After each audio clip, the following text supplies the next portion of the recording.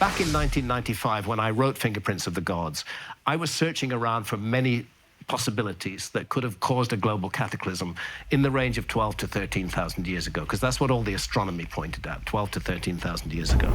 And Hapgood's theory seemed to me a very valuable and useful one.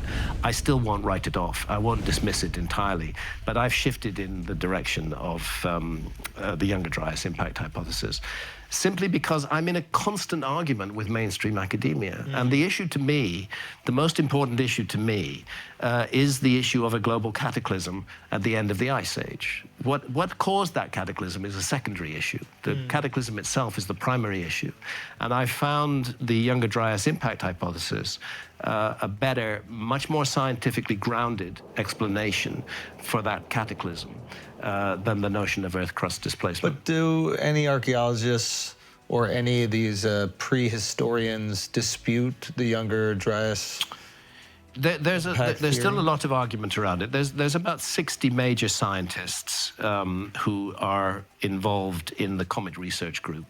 They're all credentialed scientists. They've all published dozens of papers in peer-reviewed journals, including Nature, including Scientific Reports, and many, many others on the hypothesis. But there's also a group of academics who are opposed to it and dispute that any impact ever took place. And then, even in those who do accept that the Younger Dryas was a cataclysm, some think that it may have been caused by solar activity rather than by comet impact. How would that work? Well, it could work at the end of the Younger Dryas. There are two moments in the Younger Dryas. The beginning is 12,800 years ago. It's a very strange moment in Earth history. This is when This is when the world's climate, which has been warming up for a few thousand years, the Ice Age is still very much present. Have big ice caps on North America, big ice caps on Northern Europe, but it's been warming up gradually. And then 12,800 years ago, two things happened at once. First, a sudden cataclysmic drop in climate. It gets incredibly cold. As cold as it was at the peak of the Ice Age more than 20,000 years ago. It gets incredibly cold, but then puzzlingly, there's a release of water into the world ocean. I say puzzlingly because when the Earth is freezing, you would not expect meltwater to be going into the world ocean. It should be staying on the ice caps. And I cite the work of Cesare Miliani and his work on the submergence of Bahamian corals. This is how do you know that sea level rose? There are certain corals that can only exist within a certain number of feet of the sea's surface. Because they need the sunlight. Yeah, and when they drown, that tells you the sea level has risen. And they point to a significant sea level rise 12,800 years ago at exactly the moment of this deep freeze. The comet impact hypothesis explains that, because it says that the shock at the heat of the impact of large fragments of a comet on the North American and European ice caps would have been sufficient to release that freezing water into the world ocean, to cut the Gulf Stream. That's the central heating system of our planet. It's called the global meridional overturning circulation. It's these currents of warm and cold water that flow around the planet, and the Gulf Stream was cut and the Earth got extremely cold. So I think the comet impact hypothesis does best explain that. But so just real quick, so comet hits, cuts the Gulf Stream. Cutting the Gulf Stream It cuts the Gulf Stream because it releases a huge quantity of meltwater from the North American ice cap, almost instantaneously. So the comet hits the ice that is in North America. And Europe. And Europe. That water cuts the Gulf Stream because it releases all this, which was frozen freezing water. Got you. Goes into the world ocean. And temperature plummets. Temperature plummets. But at the same time, there's much more potential water in the oceans, so that when the temperature does rise, now you have that meltwater. Well, now we need to go on. 12,800 years ago, in the 1,000 or 1,200 years after that, that's a window when all the great Ice Age megafauna go extinct. Megafauna are? Saber-toothed tigers, woolly mammoths, mastodons, giant sloths. The whole collection of famous Ice Age megafauna, they all go extinct in that window. And clearly, they didn't go extinct for no reason. It's the cataclysm of the Younger Dryas that made them extinct. Have you seen the, oh God, what is the gentleman's name? He's a guy who I believe like excavates up in Alaska for gold. I'm pretty sure it is, I'm forgetting what it is right now. But they're like images of woolly mammoths who have had like their legs completely shattered but they're intact. Yeah, and is this a boneyard that's been Yes, found? yeah. That's right. That's very, very, very interesting. I've not been there. I've not looked into it yet, so I can't speak authoritatively about it. But it might speak to your opinion right there. Is like, what I else can say is that at Serranía de Lindosa in Colombia, there is an 8-kilometer long rock art panel dated to 12,800 years ago, which shows these megafauna. It shows many of the extinct megafauna from that period. To get back to the point, so we have this window of about 1,200 years where the Earth is very cold, the megafauna go extinct. But then 11,600 years ago, just as fast and dramatically as the Earth went cold, the Earth goes warm. You're looking at a 10-degree rise in global temperatures in a couple of hundred years. It goes very, very, in geological terms, very rapid and very fast. And sea level rises very quickly. And what is the cause of that? 11,600 years ago, it's called meltwater pulse 1b. There's another collapse of the ice sheets and huge amounts of water go into the world ocean. Now that could realistically be caused by a sudden burst of solar activity, which melted down those ice sheets. But that's not what I go with. I still prefer the notion that we're dealing with multiple bombardments from comet fragments. And in this case, you're looking at a comet fragment that goes into a world ocean, that sends up a huge amount of water vapor into the upper atmosphere, creates a greenhouse effect, and accounts for the warming that takes place at that time. So 2 comets. One that cooled things down and one that heated things up? Yeah. Any idea why one would cool down and one would heat up?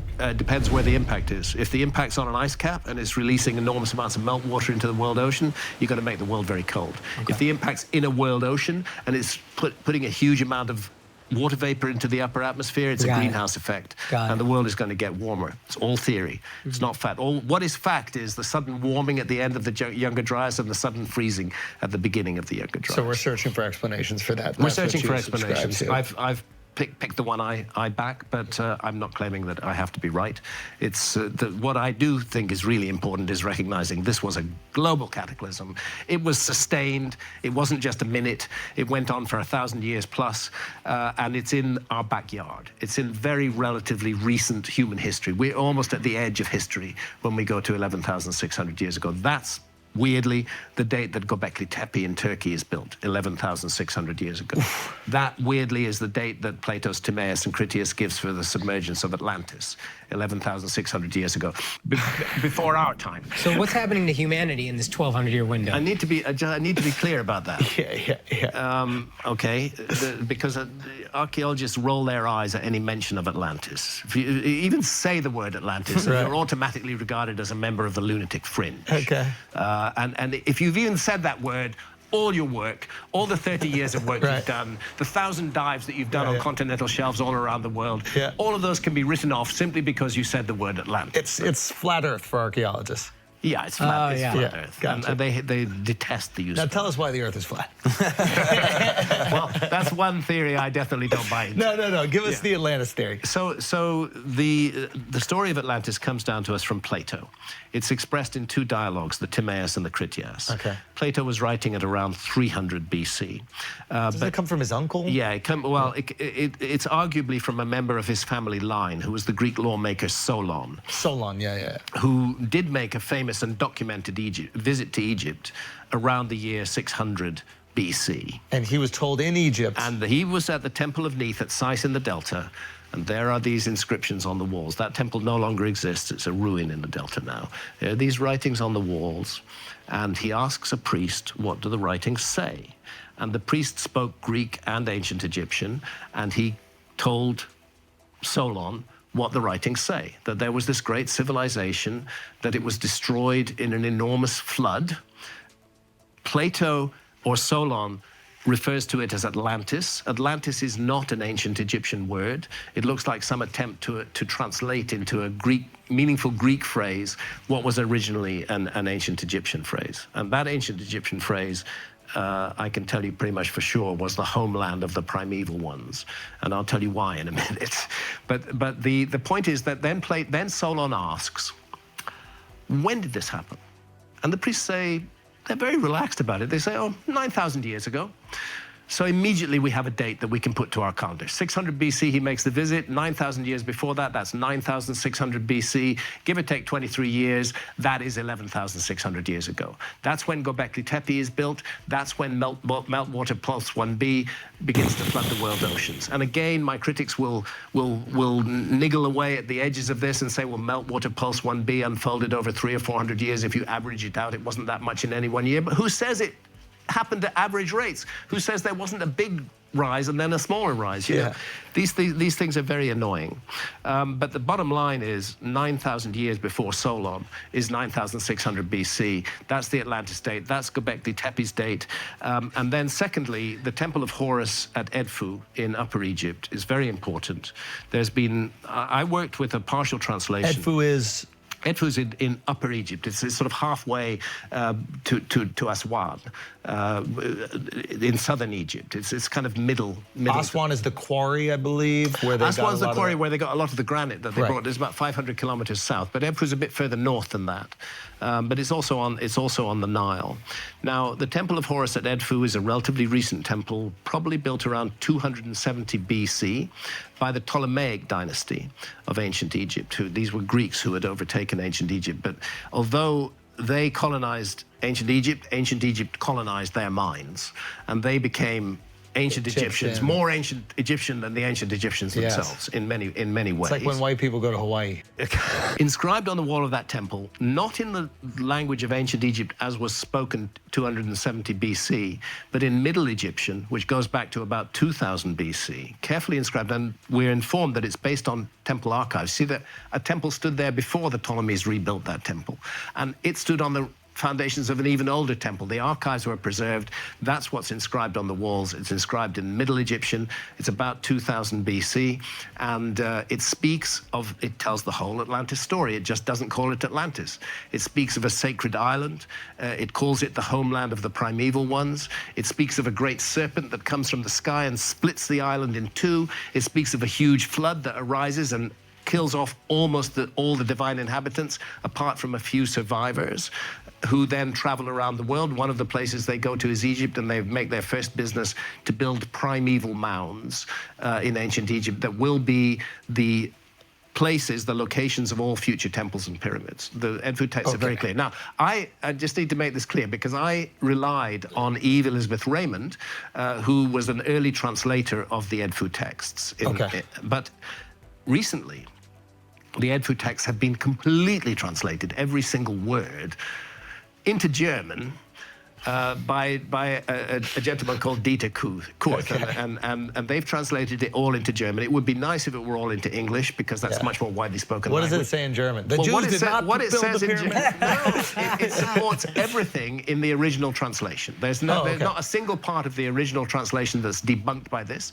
It supports it, and it adds information that wasn't there, because the reference in those Edfu texts to the destruction of the homeland of the primeval ones is 7,000 years ago, but that's in Middle Egyptian, which dates back to 2000 BC. So it goes back to 9,000 BC again. And 9,000 BC is 11,000. Yeah, it brings us to the same date. So I think that Egyptologists have been too hasty to dismiss Plato's story. Real quick, so we can just understand what was said. The snake that comes down, like you said in the Netflix special, we can look at comets as potentially snakes. Cosmic serpents, So this comet that comes and hits the island of Atlantis, that's like a direct shot. Yes. Right? Yeah. But so maybe it doesn't hit exactly the island, but it's hitting close enough where the effects of that hit are going to dramatically affect the island. And remember, they didn't call it Atlantis. They called it the homeland of the primeval ones. And what does that mean, the primeval ones? The ancient ones lived there. That was their homeland. Whoever they created the mounds. Who then, their survivors, who included 7 sages, traveled around the world seeking to rebuild their lost civilization. And we've heard this. And Egypt was one of the places they went to. Okay, now, some people say that Azores Plateau might be Atlantis. Have you ever been there? And maybe we can describe really quickly where that is. Well, it's in the Mid-Atlantic, and on the Mid-Atlantic Ridge. The Mid-Atlantic Ridge is interesting because there's a phenomenon called isostasy. Isostasy is the Earth's surface is a little bit fluid. If you put a heavy weight on one bit of it, it's like the end of a seesaw. It's going to force the other bit up. So in Britain, we had an ice cap on northern Scotland. But right now, the Isle of Wight in the English Channel, far to the south, is sinking beneath the ocean. Why is that? Because the ice cap on northern Scotland pushed northern Scotland down and lifted up the Isle of Wight. Since the ice cap's gone, the Isle of Wight is going back underwater. You see this again. in the islands off of Italy, like Capri. Is starting to shift and rotate a little bit. It's isostasy that causes that. Okay. And isostatic rebound in this case. And there is some indication that the ice cap on North America may have had an effect on the mid-Atlantic ridge and may have raised it to a higher level than it was today. Oh, so wait a minute. But I'm not, I need to be clear. I'm not looking for Atlantis there or anywhere. I don't think there was one location. Every story and reference, and I don't think we should be looking for a genetic location for it either. Right. Just as it would be really hard to look for a genetic location of America today, the US culture is a multicultural society. There's the multi-ethnicity society. I suspect quote-unquote Atlantis was like that. I suspect that it was all over the world, that it occupied the best real estate on Earth, the lands that are now under a few hundred feet of water caused by. But if we knew where it was, we could at least look for some sort of remains. If there were if there was a definite heartland for it, I think we should be looking for those remains on the flooded continental shelves all around the world, and that's what I spent 7 years of my life doing, was diving on the continental shelves and finding again and again ruins and structures that weren't supposed to be there.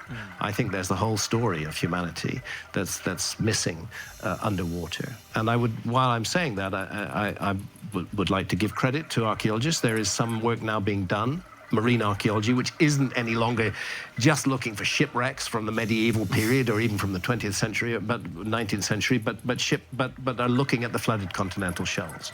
And it's just starting. This work should have been happening for decades. It's just beginning. I think that's going to reveal a great deal. And I know it's going to reveal a great deal because I found a great deal. But I want to add that the Amazon rainforest and the Sahara Desert are also underserved by archaeology. Yes. And we can't claim that there was no lost civilization of the Ice Age while there's so much of the world we never looked at all. Especially the Sahara Desert, right? Because there could be Fascinating. Thousands of pyramids just covered in mounds of sand right now. They really could. We are finding a lot in the Amazon. Yes. Yeah, the LiDAR in the Amazon. The LiDAR work in the Amazon is fascinating. Okay, I hope to be back in the Amazon within the next few months.